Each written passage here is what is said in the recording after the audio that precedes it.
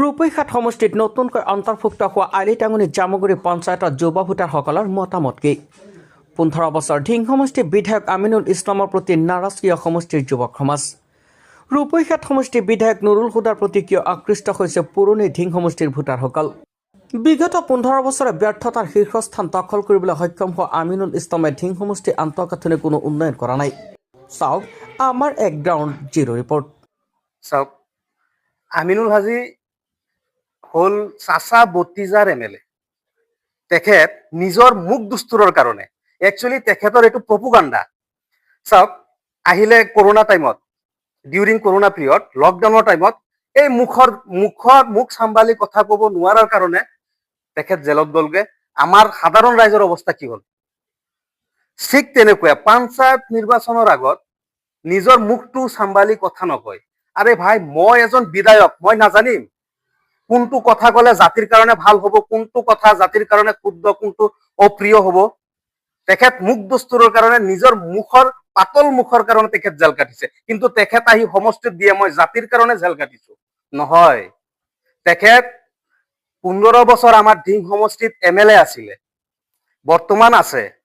মই নতুনকে অন্তৰ্ভুক্ত হোৱা ৰূপৈহাট সমষ্টিৰ মানুহক এটাই অনুৰোধ কৰিম, জাকত জিলিকীয়া এমএলএ, চাচা বতিজাৰ এমএলএ, তেখেতৰ দ্বাৰা চাচা আৰু বতিজাৰহে উন্নয়ন হৈছে। আমাৰ ধিং সমষ্টিৰ ৰাইজৰ উন্নয়ন একো হোৱা নাই। প্ৰথমতে আপোনালোকৰ মাধ্যমে এইটো কথা জনাব পাৰি মই নিশ্চয় আনন্দিত হৈছো। মই প্ৰথমতে এইটো কম যে আমিনুল ইছলাম যে আমাৰ বিগত 15 বছৰ আমাৰ ধিং সমষ্টিত এমএলএ হৈ আছিলে, তেখেতক চবেই এটা জানে যে ফেচবুক এমএলএ। তেখেতে আজিলৈকে উন্নয়নৰ একো কাম কৰাই নাই। গোটেই আলিটাঙনি জামুগুৰি মৌজাটো যিটো আপোনাৰ জিপিটো যিটো আছে, মোৰ দেখাত এটা এনেকুৱা কাম নাই যে তেওঁ কৰিছে। কিন্তু কিছুমান তেনেকুৱা অন্ধভক্ত এতিয়াও ঘূৰি কয় বোলে আমিনুল হাজি আৰু নুৰুল হুদাৰ মাজত পাৰ্থক্য কৰিলে বোলে আমিনুল হাজি তাতকৈ বহুত ওপৰত।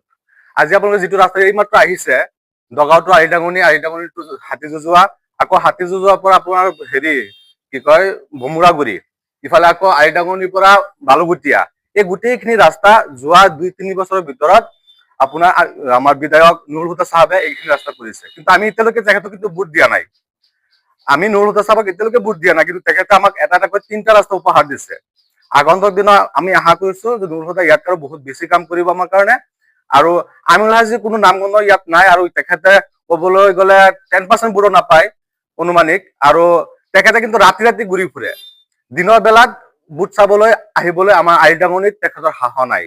বিশেষকৈ আমাৰ এইটো চাৰিআলি, যিটো উছমানী আলী সদাগৰ চাৰিআলি বুলি কয়, এইটো চাৰিআলিত তেখেতে অহাৰ সাহস নাই। যিহেতু কিয়নো যোৱা বছৰ যেতিয়া কংগ্ৰেছৰ লগত এলায়েন্সত ইউডিএফৰ লগত ইলেকশ্যন হৈছিলে, আমাৰ ধিং সমষ্টিৰ প্ৰাৰ্থী আছিলে ইউডিএফৰ আমিনুল হাজি। আমি তেতিয়া কংগ্ৰেছী মানুহখিনিয়েও আমিনুল হাজিক ভোট দিব লগা হৈছিলে। তেখেতে আহি পেলাই আমাৰ এইটো চাৰিআলিত আহি পেলাই এটা প্ৰতিশ্ৰুতি দি গৈছিলে যে উছমান আলী সদাগৰ, যিজন 1937 চনত এমএলএ আছিলে, তেখেতৰ যিটো সুনাম গোটেই অসমত এতিয়ালৈকে জনাজাত হৈ আছে, তেখেতৰ নামত তেখেতে নিজ মুখেৰে কৈছিলে, আমিনুল হাজিয়ে নিজ মুখেৰে কৈছিলে যে তেখেতৰ নামত এটা গেট দিব ইয়াত, এইখন চাৰিআলিতেই এখন ডাঙৰকে গেট বনাই দিব তেখেতৰ নামত স্মৰণত। কিন্তু আজিলৈকে এটা শিলগুটি পৰা নাই ইয়াত। তেওঁ হৈছে মিছলীয়া ভাণ্ডাৰ। তাৰ মুখত বুঢ়াৰ আগত এইটো দিম সেইটো দিম বুলি কৈ পেলাই ঘূৰি ফুৰে, কিন্তু তাৰ পিছত তাক বিচাৰি পোৱা নাযায়। নগৰৰ পৰা প্ৰাঞ্জল নাথৰ ৰিপৰ্ট।